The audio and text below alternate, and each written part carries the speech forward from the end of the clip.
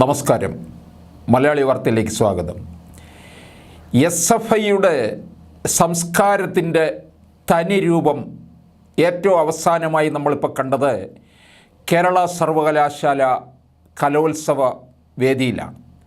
സംഘർഷത്തെ തുടർന്ന് കലോത്സവം നിർത്തിവെക്കേണ്ടി വന്നത് ക്യാമ്പസുകളിൽ നടമാടുന്ന SFI ഫാസിസത്തിൻ്റെ ഏറ്റവും പുതിയ ഉദാഹരണമാണ്.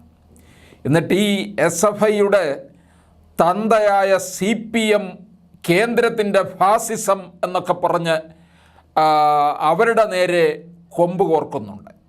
ഇവരുടെ ഈ കുട്ടിപ്രസ്ഥാനം കേരളത്തിൽ എന്താണ് കാണിക്കുന്നത്? കലാലയങ്ങളെ മുഴുവൻ ഇത്രത്തോളം താന്തോന്നിത്തരവും തെമ്മാടിത്തരവും കൊണ്ട് നിറയ്ക്കുന്ന വേറൊരു വിദ്യാർത്ഥി പ്രസ്ഥാനം ഉണ്ടായിട്ടില്ല. ഒരു കാലത്ത് SFIയിൽ ചേരുക, SFI ആണെന്ന് പറയുക എന്നൊക്കെ പറയുന്നത് വലിയ അഭിമാനമായിരുന്നു. അതിനകത്ത് തലയ്ക്കകത്ത് ആൾതാമസമുള്ളവരായിരുന്നു അതിൽ ചേർന്നതും പ്രവർത്തിച്ചതും ഒക്കെ തന്നെ. ഇന്നോ തലയ്ക്കകത്ത് ആൾതാമസം ഉണ്ടോ ഇല്ലയോ എന്നുള്ള വേറെ കാര്യം, കയ്യിലിരിക്കുന്ന സ്വഭാവം എന്താണ്?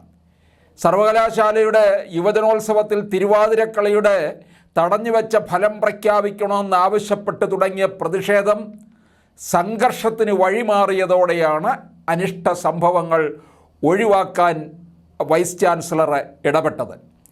ഇത് ചരിത്രത്തിൽ ആദ്യമായിട്ടാണ് ഇങ്ങനൊരു സംഭവം ചൂണ്ടിക്കാണിക്കപ്പെടുന്നത്. മുൻകാലങ്ങളിലൊക്കെ സർവകലാശാല യുവജനോത്സവം എന്ന് പറഞ്ഞാൽ അത് സ്കൂൾ കലോത്സവത്തിനും മുകളിലായിരുന്നു. പത്രങ്ങളൊക്കെ ആദ്യ പേജ് തന്നെ നിറയെ കലോത്സവ വാർത്തകളുമായിട്ടാണ് ഒരു കാലത്ത് വന്നുകൊണ്ടിരുന്നത്. സുരേഷ് കുറുപ്പൊക്കെ സർവകലാശാല യൂണിയൻ ചെയർമാൻ ആയിരിക്കുന്ന സമയത്ത് നടന്ന കലോത്സവമൊക്കെ ഇപ്പോഴും എനിക്ക് ഓർമ്മയുണ്ട്. അതിനകത്ത് വന്നിട്ടുള്ള കലാകാരന്മാരും കലാകാരികളും ഒക്കെ തന്നെ പിന്നീട് നമ്മുടെ കേരളത്തിൻ്റെ സാംസ്കാരിക ഭൂമികയിൽ ഇടം പിടിച്ചവരാണ്. എഴുത്തിലായാലും നൃത്തത്തിലായാലും സംഗീതത്തിലായാലും ഇപ്പോഴോ വെറും കലാപഭൂമിയാക്കി മാറ്റി എന്നുള്ളതാണ്. കലോത്സവത്തിൻ്റെ ആദ്യ ദിനത്തിൽ തന്നെ മത്സരങ്ങളുടെ വിധി നിർണയത്തിൽ അപാകമാരോപിച്ച് ഒരുപറ്റം വിദ്യാർത്ഥികൾ പ്രതിഷേധിച്ചു. പിന്നീട് മാർഗംകളിയുടെ വിധി നിർണയത്തെ ചൊല്ലിയായി തർക്കവും പ്രതിഷേധവും. വിധികർത്താക്കൾ ഇടനിലക്കാരും പരിശീലകരും ചേർന്ന് കൈക്കൂലി വാങ്ങിയെന്ന ആരോപണം ഉയർന്നതിനെ തുടർന്ന് പോലീസ് ഇവരെ അറസ്റ്റ് ചെയ്യുകയാണ്. മുൻകൂട്ടി ഫലം നിർണയിച്ച ശേഷമാണ് മത്സരം തുടങ്ങിയതെന്ന് പരാതി വരെ ഉയർന്നു. ആരോഗ്യപരമായ മത്സരങ്ങൾക്ക് വേദിയാകേണ്ട കലോത്സവം കൈയടക്കുക എന്ന രീതിയാണ് SFI അനുവർത്തിക്കുന്നത്. വിദ്യാർത്ഥികൾ സ്വന്തം കഴിവുകൾ മാറ്റുരച്ച് വിജയം നേടുന്നതിലൊന്നും ഈ സംഘടനയ്ക്ക് വലിയ വിശ്വാസമില്ല. അക്രമം അഴിച്ചുവിട്ട് തങ്ങളുടെ സംഘത്തിൽപ്പെട്ടവർക്ക് മാത്രം മത്സരിക്കാൻ കഴിയുന്ന സാഹചര്യം സൃഷ്ടിക്കുകയാണ് SFI ചെയ്യുന്നത്. ഇഷ്ടക്കാർക്ക് സമ്മാനം ലഭിക്കാതെ വന്നാൽ വിധികർത്താക്കളെ പോലും കൈകാര്യം ചെയ്യുക എന്നതാണ് SFIയുടെ രീതി. ഇത് ചോദ്യം ചെയ്യാൻ മുതിരുന്നവർ അക്രമത്തിനിരയാവും.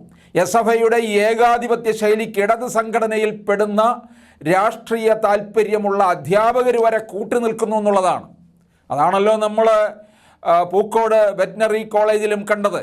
അവിടുത്തെ ഡീനും കായികാധ്യാപകനും ഈ ഫാസിസത്തിനും തെമ്മാടിത്തരത്തിനും കൂട്ടുനിന്ന ഏറ്റവും വലിയ തെമ്മാടികളായി തീരുകയാണ് ചെയ്തിട്ടുള്ളത്. ഇപ്പോൾ കലോത്സവ വേദിയിൽ വരുന്നവരെ വിരട്ടുന്നതോ തങ്ങൾ SFI ആണ് എന്ന് പറഞ്ഞുകൊണ്ടാണ്. SFI എന്ന് കേട്ട് കഴിഞ്ഞാൽ തന്നെ അത് ഈ പോപ്പുലർ ഫ്രണ്ടിൻ്റെ വേറൊരു വകഭേദമായിട്ടാണ് ഇപ്പോൾ പലരും ഇതിനെ കാണുന്നത്. അങ്ങനെ കലോത്സവ വേദിയിലും SFI എന്നുള്ള പേര് പറഞ്ഞ് പ്രതിഭാശാലികളായിട്ടുള്ള മത്സരാർത്ഥികളെ അവിടെ നിന്ന് ആട്ടിപ്പായിക്കുകയാണ് ഈ SFI ഫാസിസ്റ്റുകൾ ചെയ്യുന്നത്. അതിൻ്റെ ഏറ്റവും അവസാനത്തെ തെളിവാണിപ്പോൾ ഈ കലോത്സവ വേദിയിൽ നമ്മൾ കണ്ടത്. ഇത് കേരളത്തിൻ്റെ ഈ പ്രതിഭാശാലികളെ വാർത്തെടുക്കുന്നതിൽ ഭാവിയിൽ ഇത് ഗുണം ചെയ്യും എന്നാണോ ഇവർ കരുതുന്നത്? എന്തും ആകാം എന്നുള്ളതാണ്. ഭരണം കയ്യിലിരിക്കുന്നത് കൊണ്ട് കുട്ടി സഹാക്കന്മാരെ അഴിച്ചുവിട്ട് മുമ്പോട്ട് പോകുന്ന ഒരു പാർട്ടിയായി തീർന്നിരിക്കുകയാണ് CPM.